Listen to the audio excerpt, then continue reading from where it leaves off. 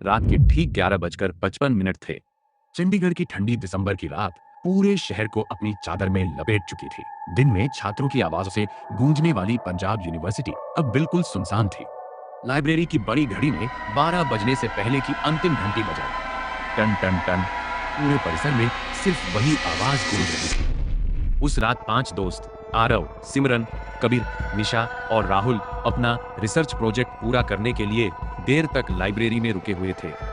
Librarian ने जाते जाते कहा, बच्चों 12 बजने से पहले निकल जाना, यहाँ रात को ज्यादा देर तक कोई नहीं रुकता। कबीर हंस पड़ा, सर आज के जमाने में भी भूत प्रेत पर विश्वास करते हैं। लाइब्रेरियन कुछ पल उसे देखते रहे, फिर धीरे से बोले, मैं भूतों पर विश्वास नहीं करता, लेकिन कुछ चीजें ऐसी हैं जिनका जवाब आज तक किसी के पास नहीं। यह कहकर वह चले गए। 12 बजते ही पांचों दोस्त लाइब्रेरी से बाहर निकले।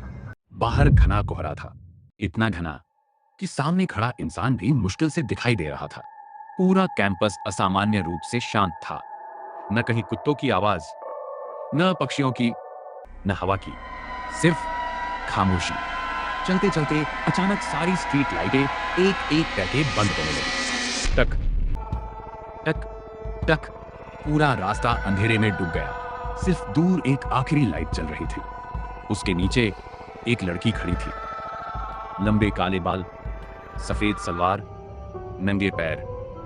उसका चेहरा नीचे झुका हुआ था। वह बिल्कुल हिल भी नहीं रही थी। सिमरन डरते हुए बोली, वो कौन है?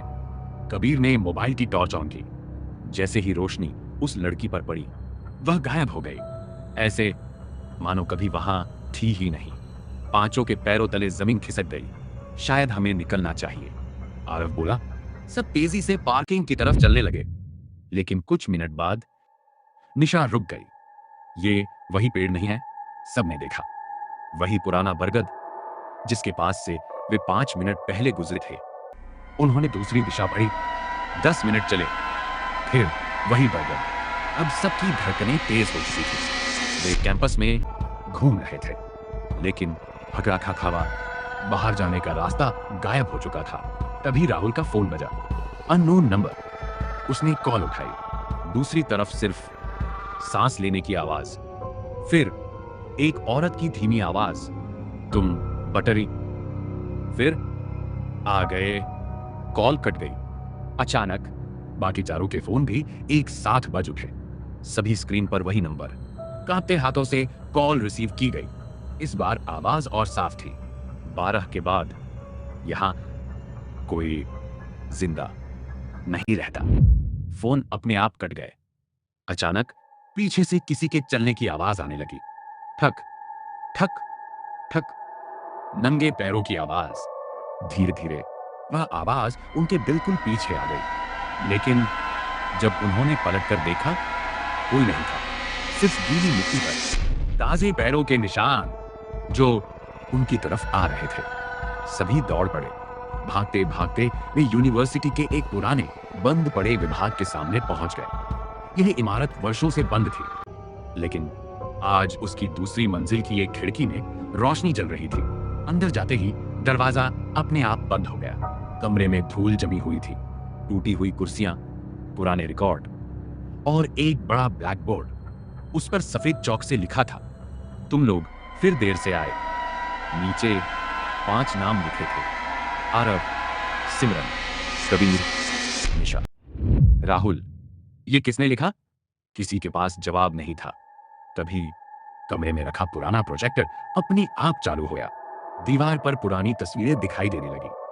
एक 9/7/8, 1989, 1997, 2006। हर तस्वीर में 5 छात्र थे और हर तस्वीर के पीछे एक सफेद कपड़ों वाली लड़की खड़ी थी, जिसका चेहरा दिखाई नहीं देता था। अचानक आखिरी तस्वीर स्क्रीन पर आई। उसमें आरव और उसके दोस्त खड़े थे।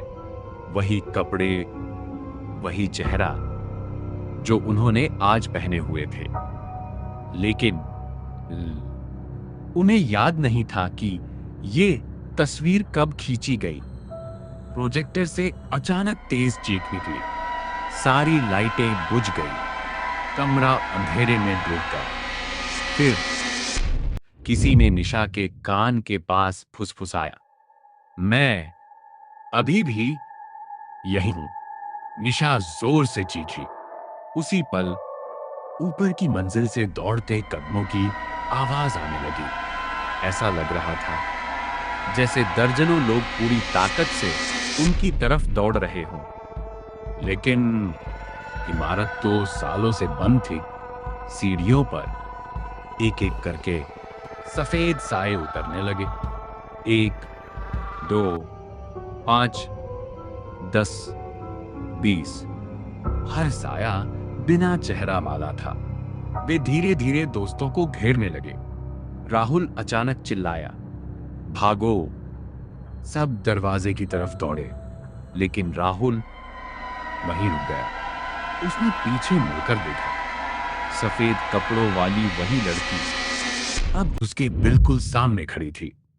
पहली बार उसने अपना चेहरा उठाया।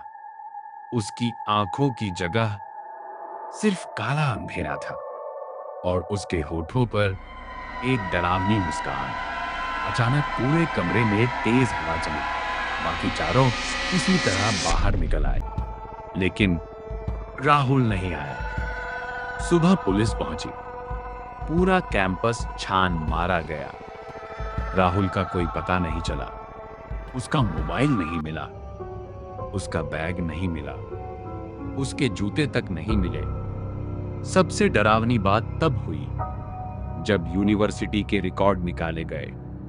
राहुल नाम का कोई छात्र कभी वहां पढ़ा ही नहीं था। उसका एडमिशन रिकॉर्ड गायब था।